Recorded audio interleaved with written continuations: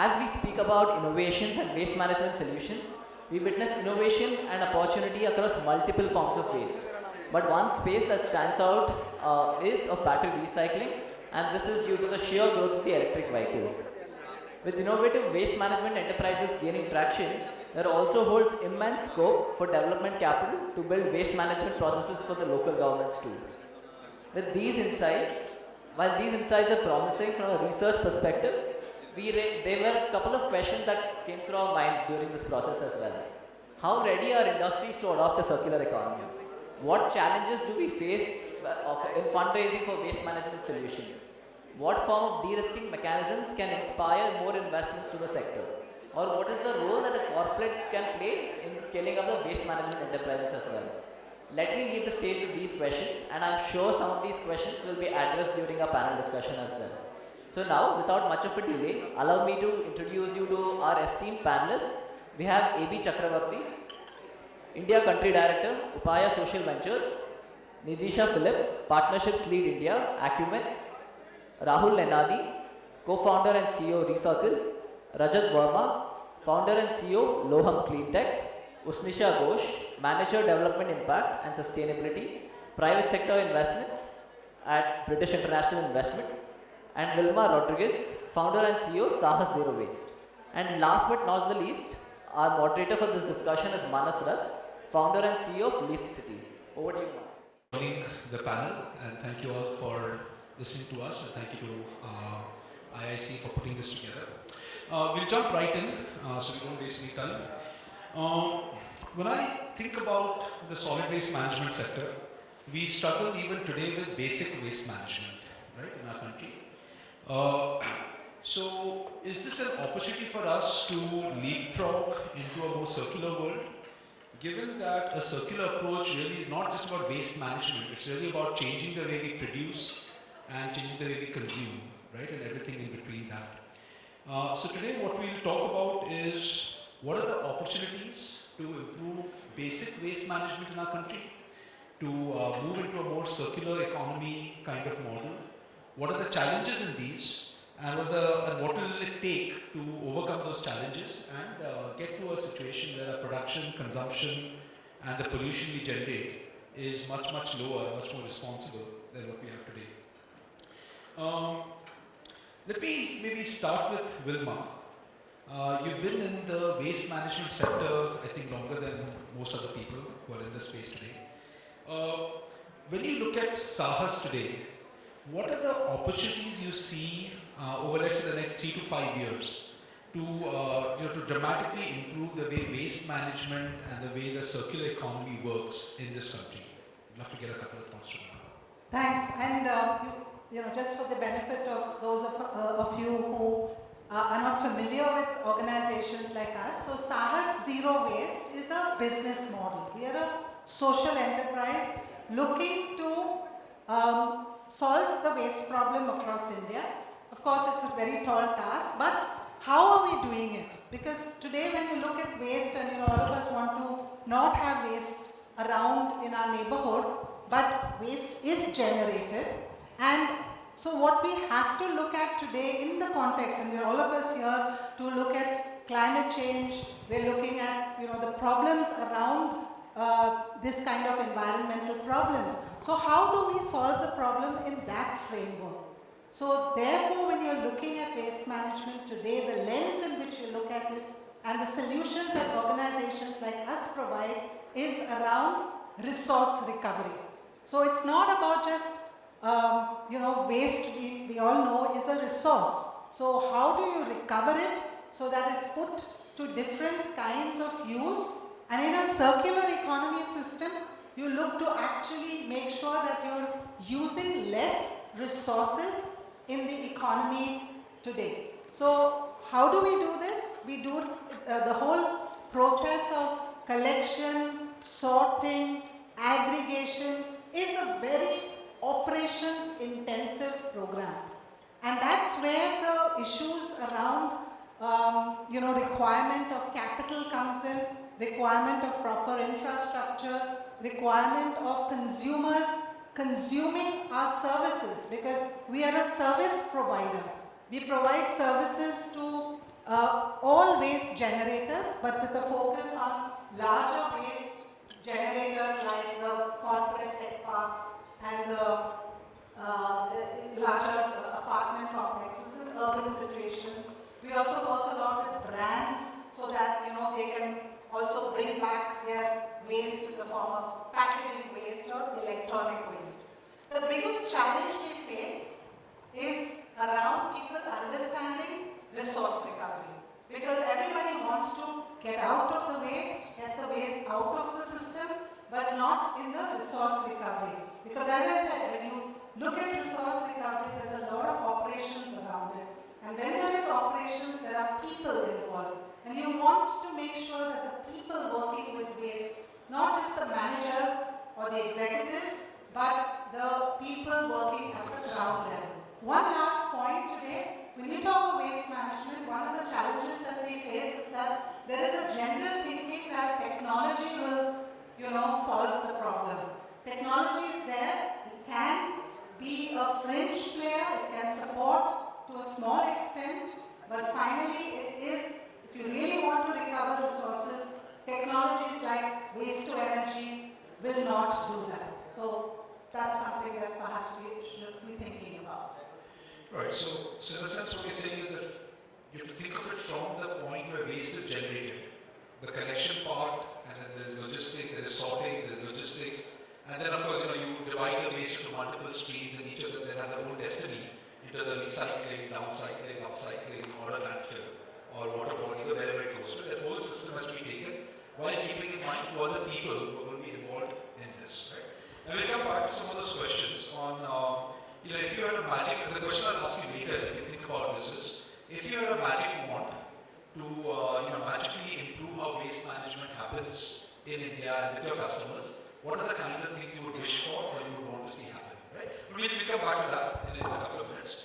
Rahul, over the last many years, you have, if I may say, dabbled on various models for solid waste management. And I think the reason you had to experiment with many models is because the ecosystem is very, very difficult for you to provide good quality services in a way that is financially sustainable. It's fair to say that, right? What have you seen change in the last 2 or 3 years? And where do you see opportunity to dramatically, not just for your business, what do you see the big opportunities over the next 5 years?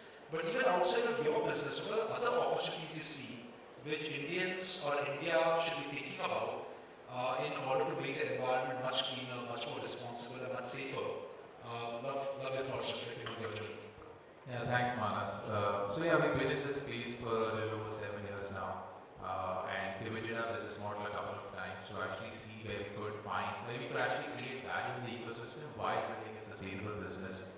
And during that journey, we realized that where we thought we can make maximum impact is when we get large businesses to take action. And I think that's where we eventually took our focus. Why we wanted to work with large businesses, because I think once the businesses start taking action, that's when you see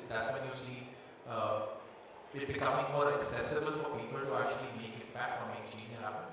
While we were doing that, the area that we thought we would be able to expedite, where we would be able to create value, was to work with the informal sector. So the waste management ecosystem in our country is got so many players involved, right? You can look at the collection side, you can look at the awareness side, you can look at operations of basically segregation, sorting, or you can look at doing post-processing of recycling.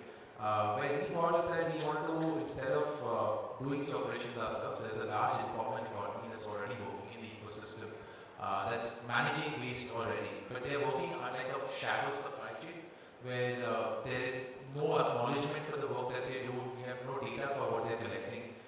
So our idea was to, instead of recreating that system, we said that why don't we actually partner with these guys and formalize them as a part of our supply chain. And our focus has been on creating a traceable supply chain while partnering with the informal waste collectors across India. The material that flows through our supply chain is then monetized through brand owners that actually buy plastic credits for their EPR compliance. While we are doing this, we are also working towards the data that we've collected over the last 3 to 4 years in terms of the quantity, quality, distance the material is being traveled from. We're looking at now how we can use this data to actually bring insights for our partners.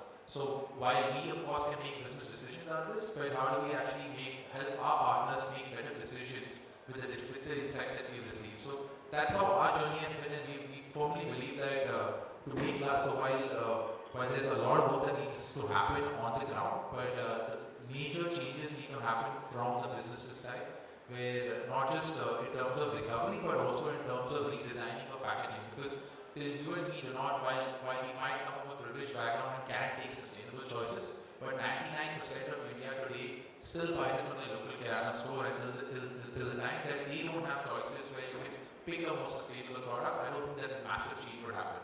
So, which is where our focus has been on. And just one follow-on question, as a specific example, can you give one or two very quick short examples of what kind of better decisions can your customers take based on the data that you are able to put together? What insight comes out of it, and what decisions to make a material difference? So while we are at an early stage at this, we've been working on analyzing our data, but the idea is that we are able to get price trends for the material that is moving in our system. So our partners would be able to know when to hold and when to sell, because the margins are extremely scaled.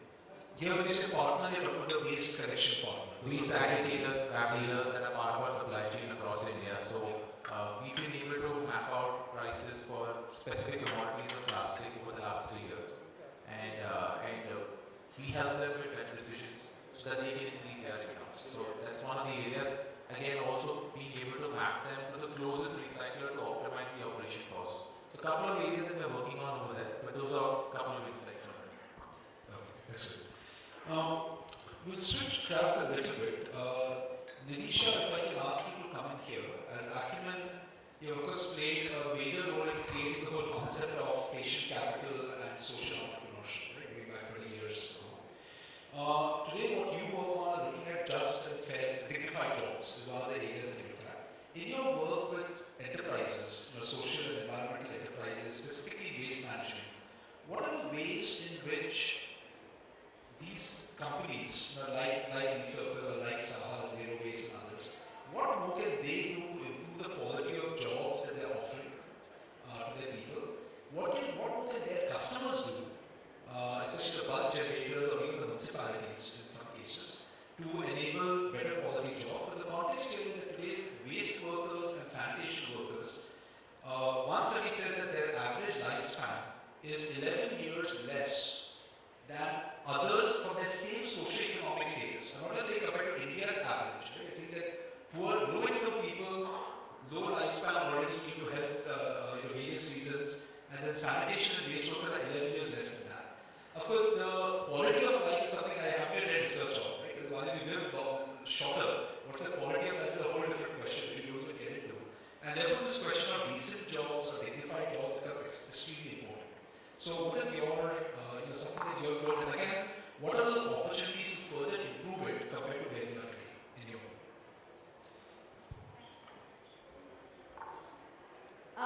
So I just want to talk a little bit about Acumen's patient capital model. We've been doing this work in India for.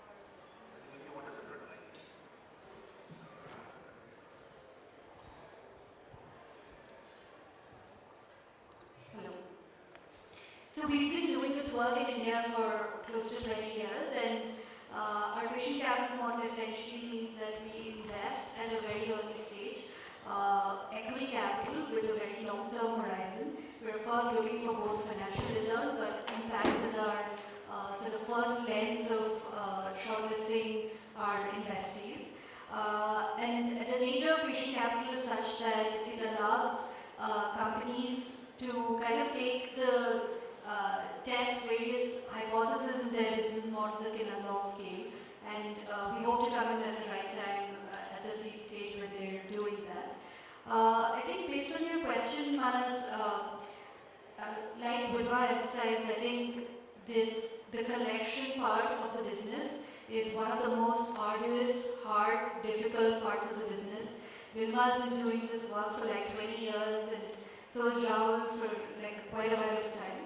I think it's really important for their businesses to get the unit economics of collection and segregation right. So that really means getting their margins improved. And of course, it's already happening to some degree. The ecosystem is trying to find other players like the corporates who are stomaching some part of that cost. But I think they need to be paying more in order for these businesses who are working on the collection side to be improving their margins and everything. Okay, and what would, maybe I'll ask Chakra also this question, because we are in a similar space of investing, but also then helping the companies think about how to improve the quality of employment that they're offering. And that's not just about how much you pay people as a minimum wage, and is it just some health security or health insurance services, but going much beyond that. So, maybe a bit more about the way you think about investing in companies. What do you expect from them? What are they able to do? And what would companies be doing if they had a more supportive ecosystem? And here I just added, in many sectors we see bad competition, right? So when the competition is really not following the rules or the laws that are deemed unacceptable, it becomes much harder for those who want to follow the law or want to do it the right way, because very often you get competed out of the market or pricing, right? So how do you see bad competition? They have invested in 4 or 5 waste management ventures. You also see this in other sectors that you will be investing. So can you reflect a bit on bad competition in India, and what can companies do about it, and what do you expect them to do, and what are they? Thanks, Manas. So quickly about Upaya, we invest around the theme of dignified job creation. So waste management is one of our very closely watched sector. That's sanitary workers, especially in India. There are 5 million of them. How do you transform their shuttle rights, right?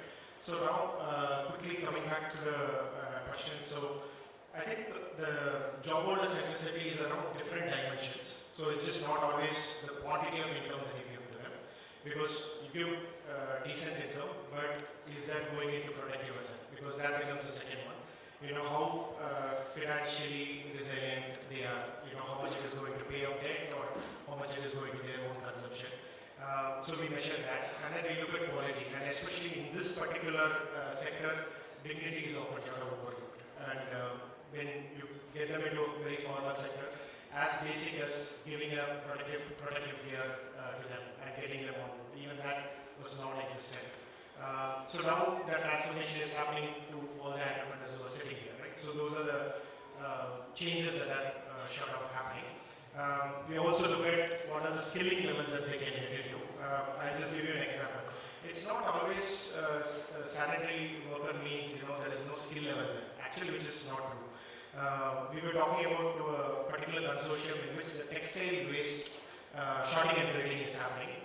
However, you do on machine learning, whatever you do, but at the end of the day, if a person is very skilled enough to take a very specific aggregation of waste, short and graded, they make better incomes actually. Now, how do you skill that? Now, you need intent from the companies to sort of man over that. So, through different dimensions, we look at and see what is the change that the business model is forthcoming. So that brings to me the question on what is the question that you asked about competition. Is it a level playing field? Absolutely not, because somebody is taking so much effort to get all this dimension going in a particular company with a job holder. All the 3 of them were sitting here right now. When they go into the market and approach a customer which may have an EPR responsibility, they are competing with prices on a different level.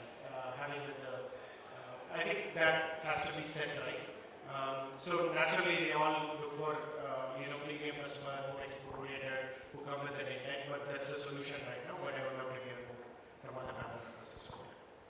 So maybe in the second round of as we go around, we can have maybe Wilma and then Rahul talk about how do you compete really? Because today all said and done, the companies and the investors sitting here, you're still dealing with 1% of the national problem, right? And then there's other 99% which is still sort of not thinking about the issues of equity and inclusion and quality and sustainability and circularity. And if you're sort of to do this in not the next 30, 50 years, but the next 5 to 10 years if you want to get there, what do we really need? But maybe we can switch from going to a slightly more specialized space. And Rajat, what you do is a very, if I may, a relatively high-tech end of the waste management spectrum, right? Recycling, batteries, specifically at this point, and I know you described it differently, so let me hear how you frame what you're trying to do today and going into the future. But something about in your space, in the segments that you work in, the materials you work in, where do you think India is still falling short? Where are the opportunities to do things in a much better way? And maybe in a segment like this where there are a lot more international supply chains and some of the certain materials, do you see India as being a responsible global player? We've had global leadership in many sectors where we did not do it responsibly. Shipbuilding is one where, yes, you were a big part of the global supply chain, but we did it very badly, and people would just die very early because of that. So it's very irresponsible way of doing it. What can we do to build? Is there a global opportunity here in your space? What do we need to do to address that responsibility in a responsible manner? Sure. So for those of you who are not very familiar, we are battery recyclers, and in particular we focus on EV battery recycling, or what is known as lithium-ion battery recycling. One of the interesting things about lithium-ion batteries is it is an intrinsically valuable material to recycle. And when I say it's intrinsically valuable, I say that because any material that you recycle here can have values ranging from $2 to $10 a kilo, which is typically not what you see in other elements or in other waste streams. So there's a lot of incentive for people to recycle, which means there's an army of people who are trying to recycle this waste to extract whatever they can. And that brings us to the point around are we recycling things responsibly? It is being and I've been sort of privy over the last 12 or 13 odd years in India. I've studied the e-waste recycling segment very closely, and now I'm obviously operating in the battery waste recycling segment, both of which have elements such as copper, nickel, cobalt, gold, platinum, palladium, lithium, all very, very valuable materials that you're trying to recycle. The good news and the bad news. The good news is the bad news first. What can be easily recycled? You've got a whole bunch of people who are trying to recycle it. They probably do not follow the laws. The regulations may exist, but standards do not exist. Enforcement certainly does not exist. More importantly, and this is probably my biggest worry, but then also something that I'm somewhat hopeful about, that conscientiousness in the broader stakeholders ecosystem does not exist. Do the guys sitting at the board level who are adopting ESG policies actually aware of what is happening at the procurement and admin team levels? That disconnect is very significant in the market, right? But then I've also seen, and why do I say this, that I'm very encouraged? Today, in spite of that, we at Loan have got almost a 70% market share of the corporates. And it was not because we invested more money into this. It was only because we really went out and educated everyone. We spent a lot of time in educating people across the entire ladder in any corporation as to what is truly happening. And once people really realize what is truly happening, people do wake up. So I think that ladder of education is super important, particularly to the corporate ecosystem of India, to ensure that they do things the right way. Once they are clear about what they need to do, I think then the rest of it falls in place very well. I do not think we should leave the onus of implementing things the right way. Leave that onus on the government. Our government does not have the relevant resources to implement it. So it was really the corporates and the recyclers who collectively have to come together and make sure they do things the absolute right way. So that is what I think is something that can be done in India. I do believe India has a great chance to become a role model for the world, particularly with battery recycling. It is a problem that the entire world is struggling with, whether it is the US, whether it's Europe, whether it's the European area, whether it's China, whether it is the Far East. No one has yet solved it both technically and economically. India can solve it. We have actually shown some early signs of solving it directly. We've got some competitors with us in the ecosystem who are also doing things the right way. And I do believe we can actually set out a very great model for the world to adopt and follow. So just comment from you as heard you speak. This self-regulation is something that many industries talk about, but very rarely does self-regulation work very well, right? Actually, I'd like to ask this to all three entrepreneurs here. Do you feel good players in the industry coming together and saying, look, we will self-regulate and we will then put pressure on our customers, on our competitors, on the regulators, on our local municipal or local sort of whoever executes the regulations. And by showing them as an example, by showing certain amount of solidarity and certain amount of sort of almost corrective action, right? We will either influence or shame everyone else into doing things the right way. Do you see any of that having happened in your sectors in any way that we another way to sort of elevate the sector to a different level, or everyone is sort of doing their own thing? Please, yeah, sure. No, the short answer is no. Not to the extent in which our economy has grown, our economy has thrived, and that's just one half of the economy. And today when we're talking circular, we should be putting far more efforts into closing this economy which has, got us to this level of problems that we have. So industry, brands, we don't see ESG working in the boardroom. Yeah, and I'm being very open out here because the procurement teams are there to act as barriers, because I don't think sustainability heads have that much of leverage with, say, a marketing or a sales team.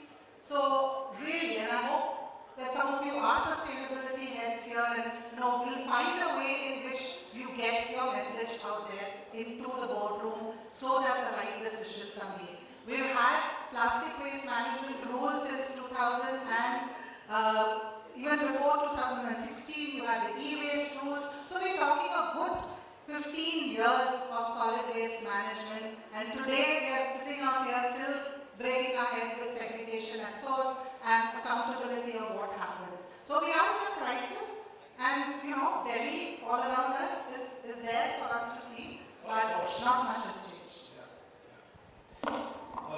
Ushnisha, coming to you, I think over the last 15 years you've done a lot of work from the social sector, looking at rural to urban, and now you're with an organization that makes investments, right? So in a sense, you sort of sit at where the problems can be solved or where the problems can start, depending on what pressure you put downwards, what demands you put downwards. So then, flows into operating models, into priorities, into goals for companies and even for sectors. What's your take on the waste management space as it stands in India today? And what do you, when you're thinking of the companies you look at, the portfolio companies you invest in, what is your aspiration for them? There's something in the future, what kind of model, what kind of circularity, what sort of level can they reach where our production, our consumption, and our waste is far lesser than what we have today? How do you guys think about it? Sure, thanks, Madam. So, again, quick introduction about British International Investments. We are a DFI, only funded by the UK government. I think can you hear me?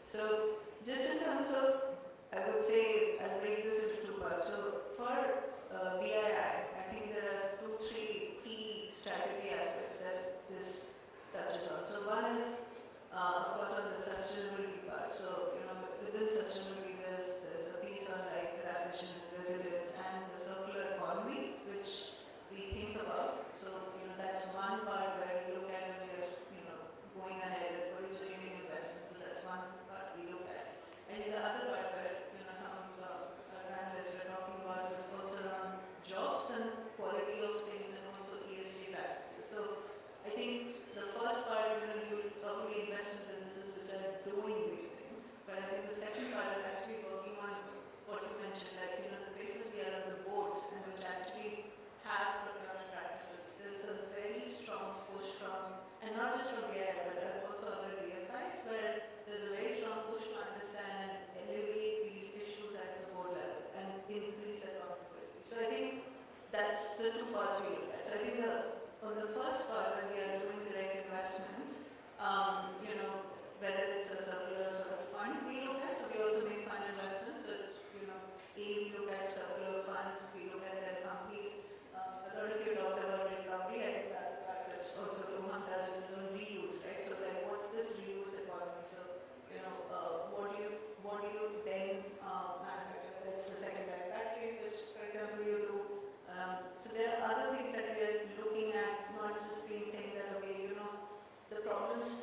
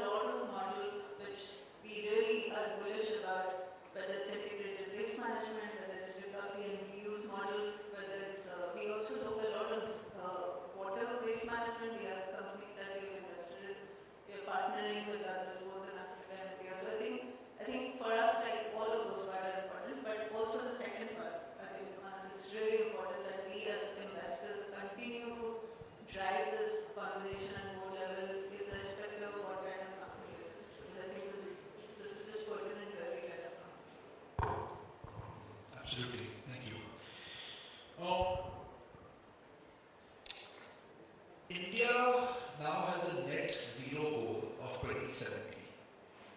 So, really personally, I think that's not a very ambitious target, but let's see where it goes.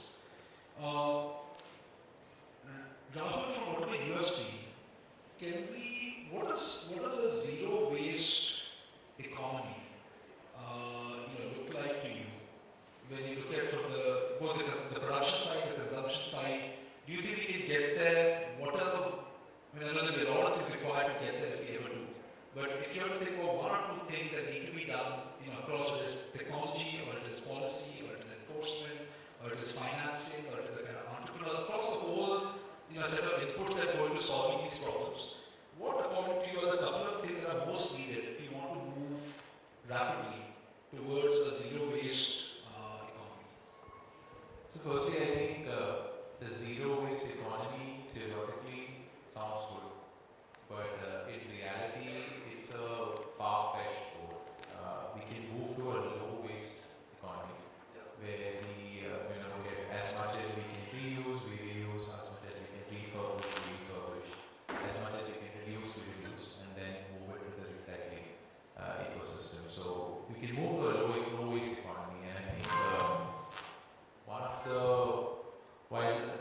it requires intervention at different levels of the ecosystem, right from design, infrastructure, technology, recovery, awareness. A lot of money that needs to be put into awareness. But I think one of the things that the space is lacking today is that while there are solutions already available, there are lots of people doing some great work.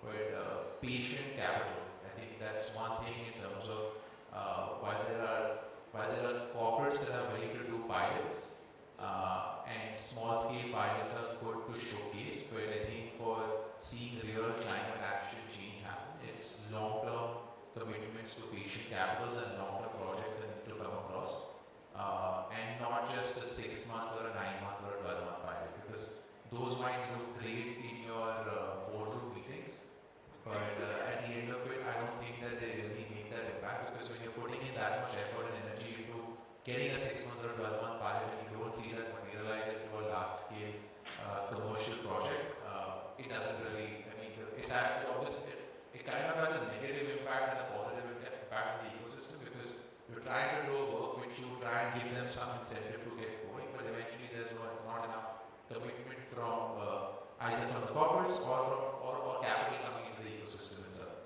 Okay. So long-term patient capital, supportive capital is something that you would say is really needed. All right. Rajat, same question to you. How do you see sort of a really circular kind of economy, zero waste, low waste, minimum waste, whatever that looks like from your perspective? What is required across regulations, financing, technology, etc.? Where are the gaps? What needs to be fixed? When you look at least in the battery waste management segment, the government has already put out incentives to create a circular economy. We already have given incentives to battery manufacturers to include recycled material in their content. So the regulation is there. Will the regulation get implemented? These are large waves, and Ushnisha mentioned, intervention of impact investors at the global level is certainly happening. To what extent will it get done over the course of time remains to be seen. Capital certainly is required. I think where I disagree with most folks is what is patient capital? Investors will ultimately chase returns. That goes without saying. So you as an entrepreneur have to create a business model that is interesting for the investor. You have to create a business model. When an investor is chasing growth and investor is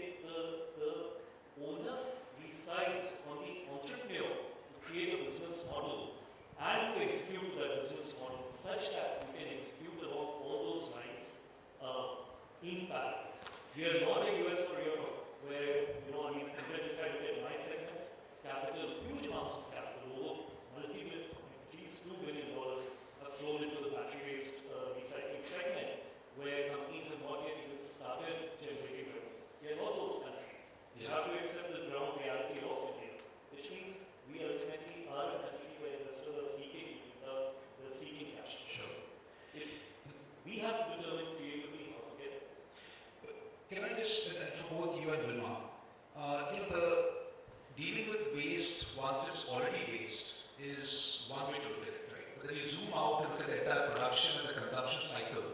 And for example, one of the issues with batteries is that the non-standardization of battery design makes it a lot harder to repurpose, reuse, and then recycle it, right?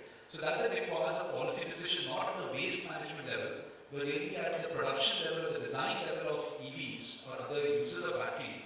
And those standards that make it easier for you to do your work, for example, right? So when you look at it from that perspective, are there other things that need to be done at a higher level from just the waste management space, which will allow us to move into a circular economy kind of paradigm? First, maybe you can just continue, and then you can talk from other materials. You can talk from the electronic and the battery. I mean, certainly with batteries, I think there is a global push now to make batteries which are recycling friendly. I think it is happening everywhere. Again, I don't think it's happening because regulations are requiring this. I think it's happening because everyone understands the preciousness of this waste, right? Every OEM, every battery manufacturer, they want to get their hands on the recycled material. So they will want to make sure the cost of recycling is as low as possible. And for that, they need to have designs which are recycling friendly. So I think there's so again, like I said, I probably am in a sector which is intrinsically very different from the broader waste management sector. So maybe what I have learned and what I see in the market may not apply to the broader waste management sector. But certainly over here, I think we see every OEM, every battery manufacturer, every vehicle manufacturer trying to work with us in figuring out how to make recycling friendly. That's great. So, Wilma, especially in the earlier days, maybe even today, I think a lot of your business success hinged upon having good customers who understood what you were trying to do and were willing to pay at least somewhat of a fair price or even a nice price for your services so you could do the job well. How has that changed over the years? Has doing waste management well become more of a standard, or is still an elusive, certain customers allow it and most don't care? And then the same question that what can we do beyond just looking at the waste management space on how we produce stuff, how we consume stuff, especially when we also have a non-profit, and the genesis was more from the non-profit side of things. What do you see the bigger picture that can help the sector move more easily into a zero waste, low waste, circular kind of stuff system? Yeah, so you're right. The customers that aligned with us was a niche kind of segment. And, we delivered to them, we gave them the accountability, traceability, the full compliance on labor laws, all of that, and it was much appreciated, and I think many others learned from that. So our customer base continues to grow, but we will still be this niche because not everybody wants to be responsible. So now that becomes the measure, are you responsible, not responsible, and there's a whole lot of implications. People have to answer, brands have to answer, CEOs have to answer. But to come to the question of what it will take to be zero waste, and that's where, of course, reduce is our first option. The reuse models are there coming up and starting to work, but we will need investments in recycling of materials which are out there, which are so very difficult. So, the plastic industry loves to talk about PET. Yeah? PET is like 5% of the total plastic waste. And this is the story that you hear in every industry. We are recycling PET. Recycling PET. How is it collected? How is it aggregated? Those of you who haven't been to a waste picker colony, please go. In 2023, people live with that waste in really difficult conditions, and this is what we hear as the best practice. Come back to other, rigids, which is your bottles, etc. Again, there's fairly a good, decent amount of recycling happening. But come to flexibles, milk pouches. Again, having said, it's a great material. Come to a facility and see the kind of recycling that takes place informally. None of us can spend even 5 minutes in such forms of recycling. And yet you have international bodies saying, this is the best practice, we are giving value to the waste, they are giving a consumer 2 rupees, 3 rupees, 5 rupees for the waste, that is the best practice. What about the people working at the back end to shred, to pelletize that material? Take other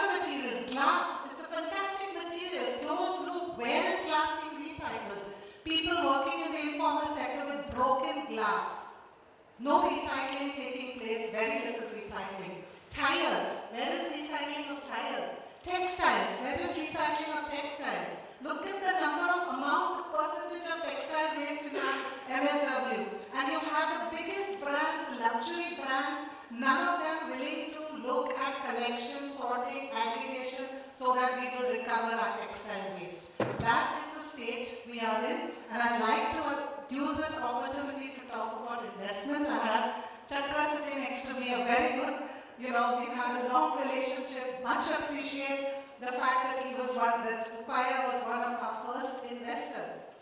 But, as we sit here in an IIC forum, I would like to express a certain disappointment.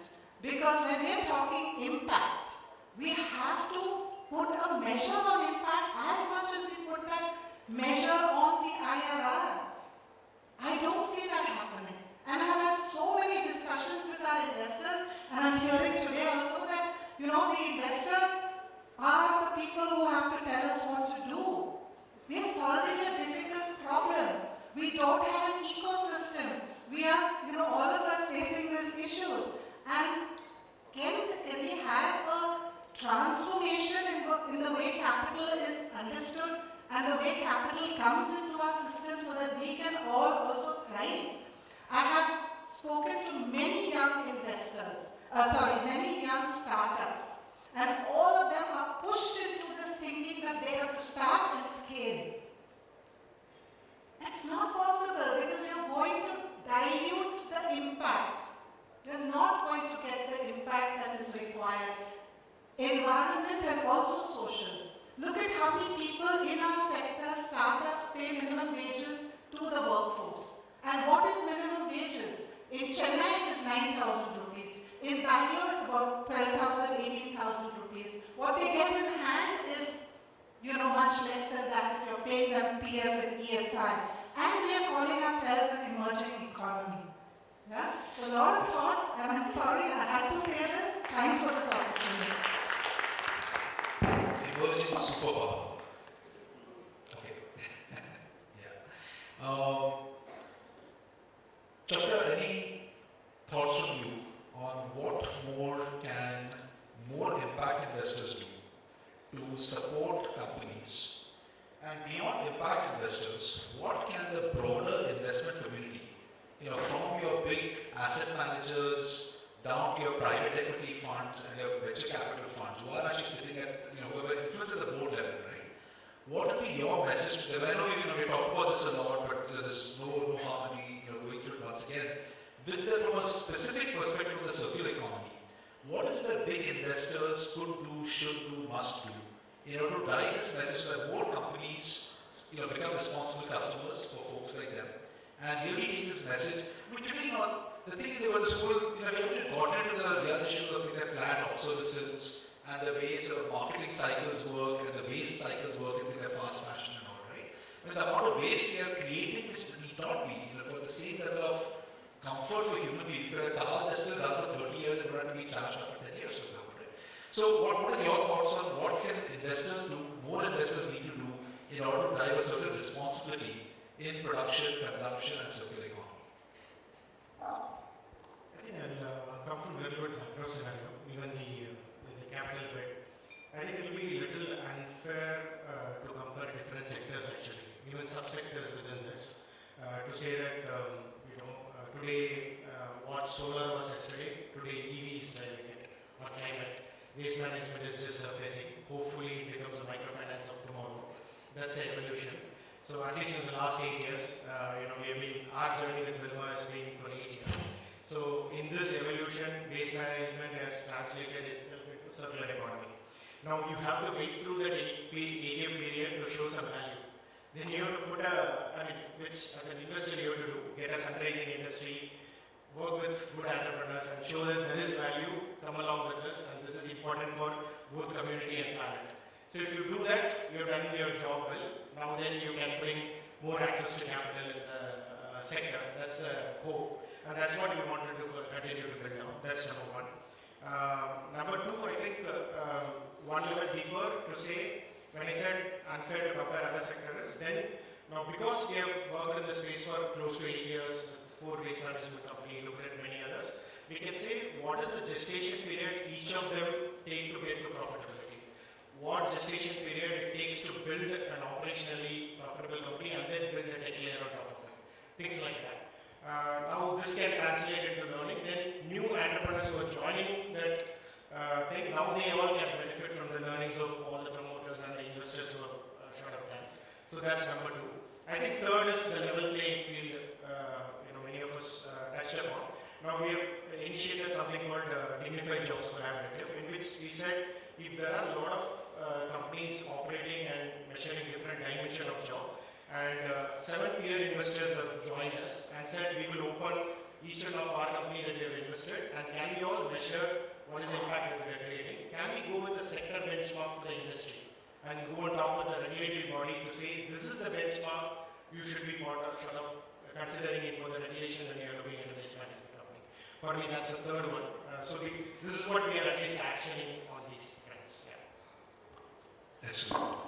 And Nidhisha, listening to everything and from your experience, closing comments, and then one from Ushnisha, and then we'll take a few questions.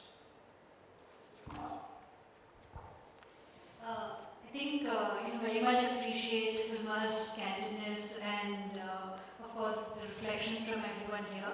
I think just as an investor, my only sort of like one point would be to share that at the end of the day, this is a business and we have to be able to show that the business models are working. I think for a long time there was some amount of investments, sort of grant-type philanthropic investment driving the waste management infrastructure, and those were running without a business model, and we're seeing like the results of that today. So as an investor, we still do need, like, we can adopt as long a horizon as we possibly can, and fund lives are increasing and all of that. But we still do need to be able to create value. I think early stage investors, later stage investors also need to be able to provide exits to earlier stage investors in order to prove that the market is sort of growing and maturing. And I think we're seeing the beginning of that happening in the waste management space, so hopefully more to come. And Ushnisha, just your closing comments. I think there are markets get created because somebody wants a market to get created, right? And in a sense, you can think of that there are 2 real drivers to markets. Either people have a certain need, and therefore they create a market and an ecosystem to cater to their needs. So whatever I want, if enough people want it, then supply will emerge, and trading will emerge, and pricing will emerge, and so on. The other is where people as individuals may not necessarily want it, or be willing to pay for it, but it is a common good. And that is when regulations start creating markets, right? So when I look at a lot of the Western countries, the countries that are far better than what we have done in terms of water or sanitation or waste, these are things that maybe people are not willing to pay for it, but the regulation creates the market through enforcing certain rules, by having certain sort of, you must do this and you cannot do this, right? Just told. So sometimes when we talk about how to create markets and business models that don't work, right? The question is, are we creating the right ecosystem from which a market and business models can emerge? And in this context, how do you think about it as an investor? What more needs to be done? Especially, and I just for a minute, let's focus more on the regulatory field, because we haven't quite talked about that. It's a big piece of the whole waste space. What more needs to be done? These specific things you have seen that are lacking on the statutory side and the regulatory side, which need to be addressed if we want to move the waste management sector forward in a responsible manner. Quickly. Yeah, I think I'll touch upon the investor role a bit and link to the business model. I think there's a real role of the kind of capital that needs to match the kind of model within the sector. I think we shouldn't be trying to force fit investor who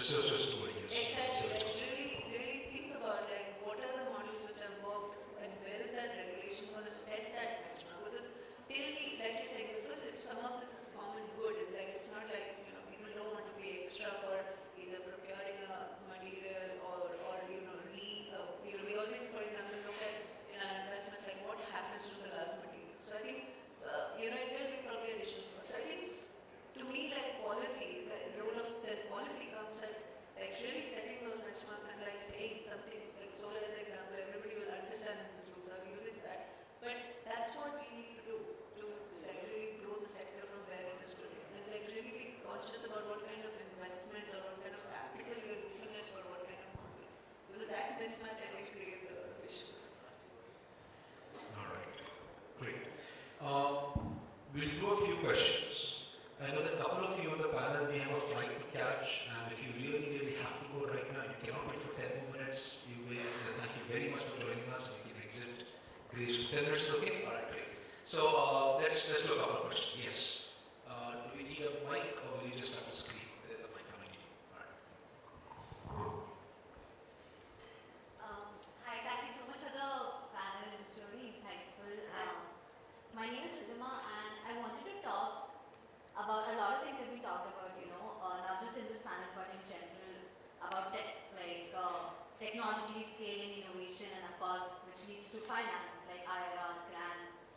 And I think when we talk about scaling, the more you scale, the more hidden costs come in, right? The more complex a business becomes, the more hidden costs of scaling comes in, and I wanted to back this up with an example, say EVs, right? The EV sector has grown a lot, and 70% of the lithium and cobalt that is required for batteries comes from Congo, out of which 30% is from unregulated sectors, right? And we've seen that the only children can get these coals from, not the coal, sorry, the cobalt from the mines, because adults can't enter those mines, right? And every year almost 2,000 kids die because of that, and every day they make less than $1 for the cobalt that they're providing. And so my question is, we've talked, and of course even corporate sectors, the more they grow, they are looking for cash flows. Their focus is on IRR, but the more they're growing, the more, sorry, just to quickly wrap up. So, Mr. Rajat talked about the onus being on the entrepreneur, but my question is, the more entrepreneurs think from a business investor's point of view, from a business model point of view, is the question that scaling should be done for IRR or scaling should be done for a holistic impact? And I don't think it's possible to do that. So just wanted to get some other opinion in because, So why don't we take one or two questions, and then I'll let the panelists self-select on which questions you want to address. But another way to frame your question, if I may, is who should an entrepreneur or a business cater to? We cater to laws and say, hey, laws are that we must cater to this, or we cater to investors and the returns they want, or do we in a sense almost cater to our conscience, right? And what is the right thing to do and what is not the right thing to do, and how do you make those decisions sometimes for your business? Yes, sir.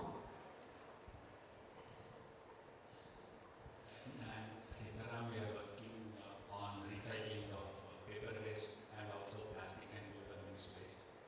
I think when it comes to dignity of labor relating to the people working in the waste recovery segment, I feel people who are specifically to SAHAS and recycle, will it not be better to recycle these materials at source before it becomes a waste or a dirty kind of material?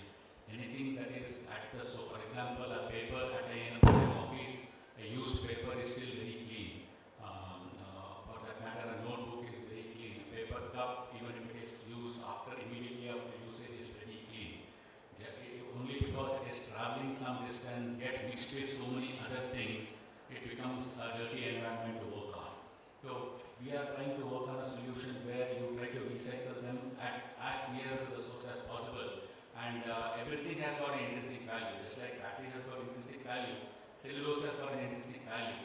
If you are able to recover the cellulose in clean form and the plastic in clean form, it will definitely have intrinsic value, and we can push this recycling effort much nearer to the source, make it a usable, value-added commodity near to the source of that waste, and then use that, transport the commodity to wherever it can be used for. We are working So on how to localize recycling and Yes. reduce the supply, Yes. reduce the chain. Who would that be a good idea? Okay, and we have one more question and then we can take that one. Yeah, I will have one question but in two parts. So as a young entrepreneur who's working in the waste management sector myself, I would want a little hope from the panel.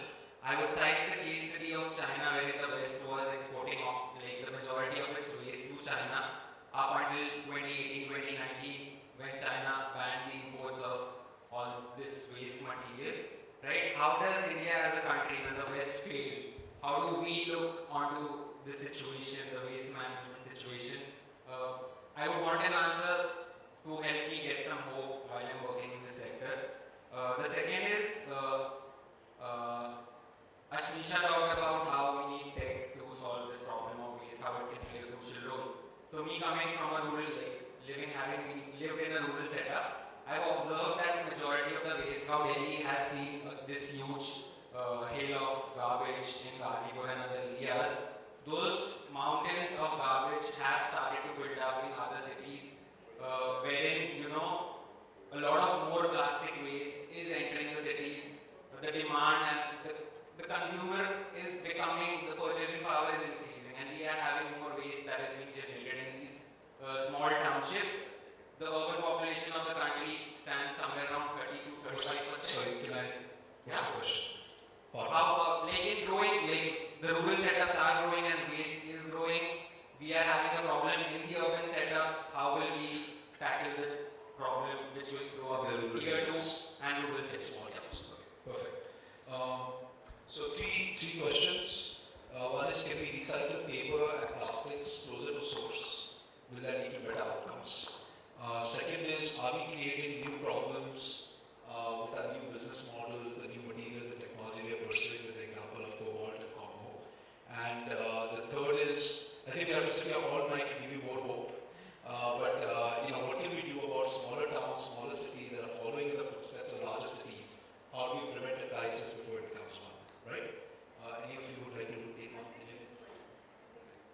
Yeah, you can take any other question. Yeah, please.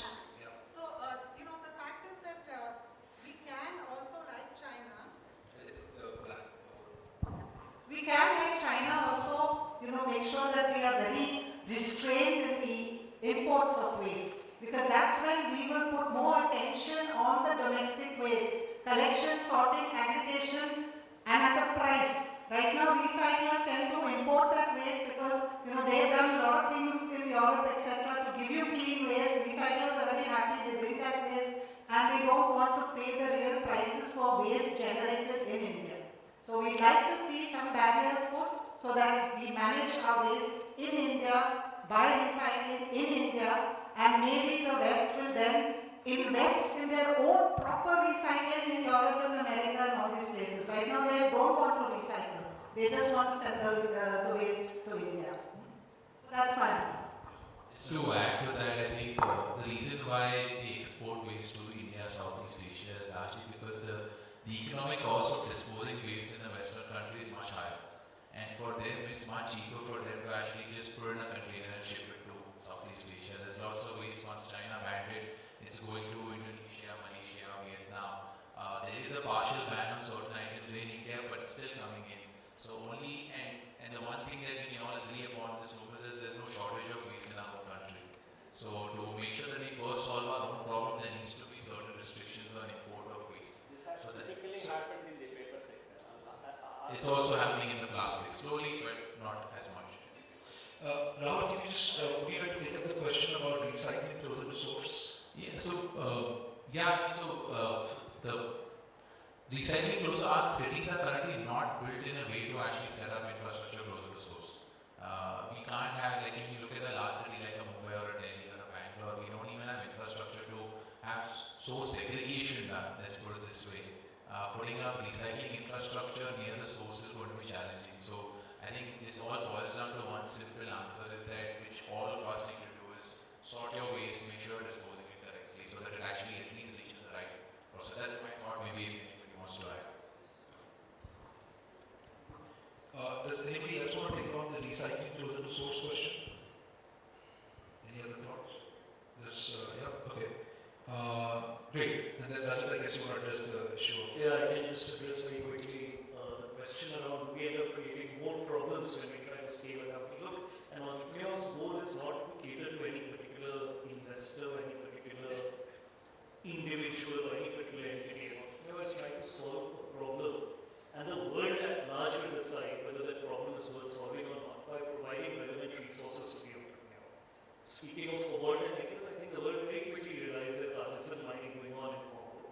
Very quickly, at one point of time, if you actually know your phone battery contains almost 10% cobalt by weight. Go to an electric vehicle battery, it contains less than 0.5% cobalt by weight.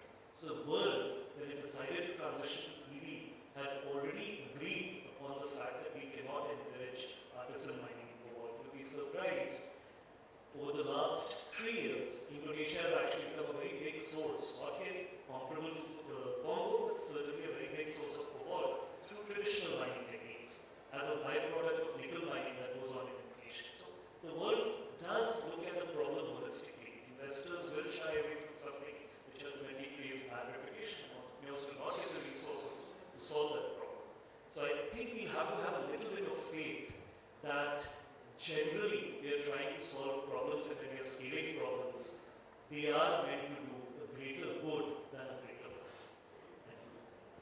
So, I was doing a talk a couple of years ago, and one of the speakers said, the problem with human beings is we stick our fingers into things we don't understand, and then we create problems. And somebody else has said, all the problems of today are the solutions of yesterday, right?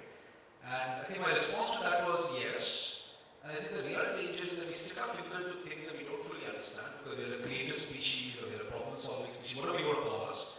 I think the bigger problem is when we realize that there's a problem, but we have now built systems around that finger in that problem in such a way that we can't pull the finger out. Because investors are there, regulations are there, vested interests are there, and we find that this is a problem and we cannot get out of it. Right? And how do we avoid that really is in some ways the question.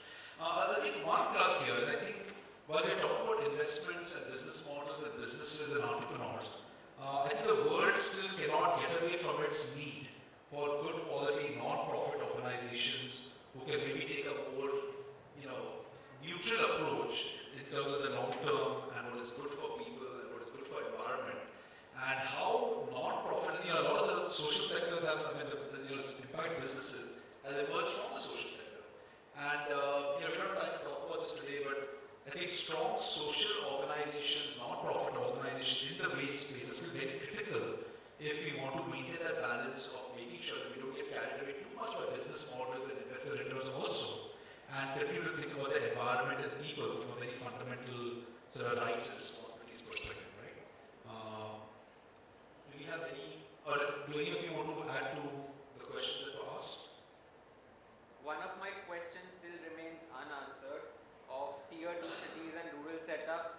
I don't know how many of us sitting in this hall segregate our waste, but how do we expect it from tier 2 cities Fair and enough. rural populations? I missed that question, yes. Anybody want to say what tier 2 cities be doing? Yeah, so for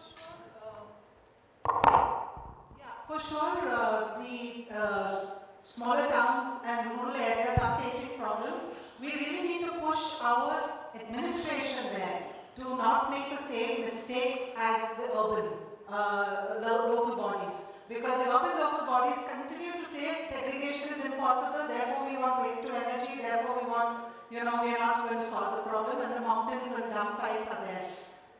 The rural areas, the smaller villages, the waste quantities are much smaller. People are far more disciplined and more sensible, I would say. So let's bring them to bring the change from these smaller towns, and maybe then the urban areas will also understand. But we definitely need better administration and the people also pushing for solutions there.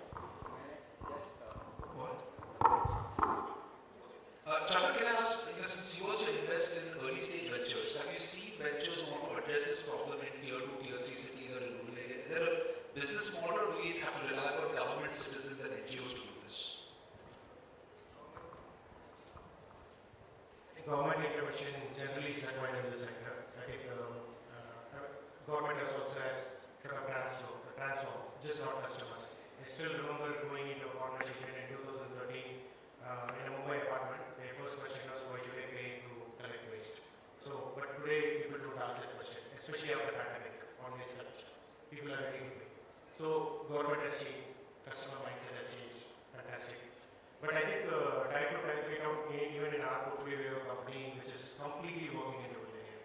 They started with 500 women job holders 2.5 years ago. Currently, they have 2,000 women job holders who are collecting waste, segregating, shopping, and everything. So that's an emerging area to watch out for. I am all for localization. If you can bring technologies closer to the shores, that's the best thing you can do. But we have to figure out.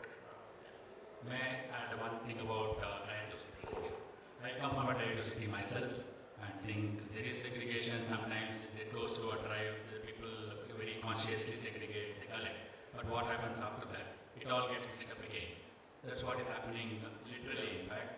So I think unless there is a recycling solution provided at the tier 2 city for each of these waste that are collected, and if you then I don't think it's going to solve the problem. You must be able to recycle them at that city, not transport it to Bangalore. Or you don't have volume, sufficient volume in a village, it becomes all the more difficult. And all the waste that is generated, I come from my factories in the village, I can see heaps of them just outside the village, plastics, paper, everything. There is it's going to become a heap, as I said, after some time, unless you are able to recycle them at the village level. I don't think these heaps are going to build up. We have to have recycling solutions at the village level, at the taluk level, at the district level, and similarly in the city also. It need not be at a very big level, it can happen at much smaller level. So, I think the more we can localize, whatever kind of waste, there is liquid waste or solid waste, the more you do it closer to source, the better it is. One would have to look at that. We'd love to have a deeper conversation on technologies, economies of scale. Do you get enough of the right kind of waste, and can you mix it up and get enough more? So there are economies of scale issues also, which also do become a problem. But thank you very much. I think let's, unless somebody has a question that they must ask. All right, you will not sleep tonight if you don't ask a question. Let's give you a chance then. All right, take one last question and then we'll. Is it okay? Can we get a mic over to her, please? In the meantime, I will say one more thing. We expect government to do certain things. We often forget that in a democracy, the boss of the government is supposed to be the people, right? And at some level, regardless of what socio-economic class you talk about, I think we have also given up on our responsibility as citizens to demand certain things and to work hard for those things from the government. And maybe in a tier 2 cities and rural areas, that power equation needs to be inversed, that people need to be aware enough and demanding enough to make sure that the government works for them and doesn't adjudicate the responsibility. Yes, ma'am. Yeah, hi, my name is Meenakshi and I work in the field of sustainability. So basically my question is, everybody's talking about innovation, buzzwords of recycling and everything. But what I wanted to know is, why isn't research one of the foundation pillars of waste management? I did my sustainability management in the UK 3 years back, and to be honest, UK is not talking about recycling anymore. They're talking about cradle to cradle. As you're bringing out raw materials, you're processing them in such a way that 99.9% of it goes back into nature. So they have developed technologies around them. They're building reactors which are actually getting rid of, breaking down the HDPE, which is the high density polyethylene molecule which makes up your PET, by the way. And in the UK there is a reactor which has been, which has been created for this purpose, and now they're looking to scale up. This was one of the research projects by one of the professors in one UK university. So what I don't see in the talk over here is, why are we not collaborating with the basic foundation, that is the research, from where you get these kind of inventions which can actually benefit in the long run. We are talking about recycling, yes, as if it is the magic pill which can, help you get rid of all this plastic. You will get rid of this plastic. You will cure this solution. But the thing is that the more you recycle the plastic, the harder that molecule will become. So I'm a chemical engineer myself. So you're not actually, making the plastic. Sorry, we'll just get a quick response.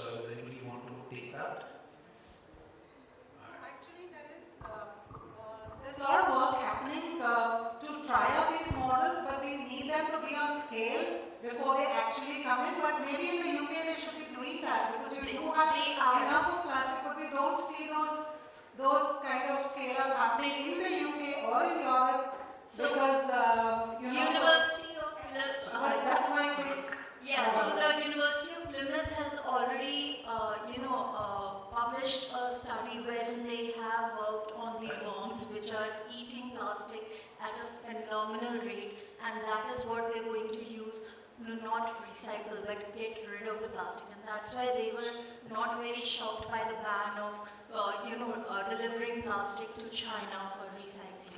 So they are working on those solutions. What I'm saying is, I don't see. So if I can give one more answer to your question, I think one is a lot of technologies, and I've been working in sanitation for 10 years, and a lot of interesting things that a lot of universities piloted successfully.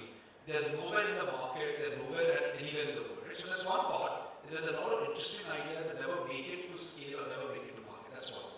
Second is, it's not always clear that going cradle to cradle is more responsible. See, you've already invested a lot of money to extract something from the ground, and if you don't reuse it as much as possible, and again, it differs from material to material, right? Returning it back versus reusing something, that's why reuse should come before recycling, right? Which also we tend to forget, we focus too much on recycling. So maybe also a much more complex question, there's no simple answer to it. And maybe the research will happen once we address certain issues and think about how reduce works, how reuse works, then we get to recycle, then we compare that to cradle and say, is that really the most responsible way to do things, or should we keep things in motion? I think the one thing I really should maybe talk more about is responsible production, because the whole planned obsolescence and overuse of materials and so on, producing a lot of cheap junk, which increases consumption is for the core of the problem. But I will wrap it up now. I'm sorry. You can please talk over here. Love to talk. I think a very interesting and important question. But it is 6 o'clock and we will call it a day now.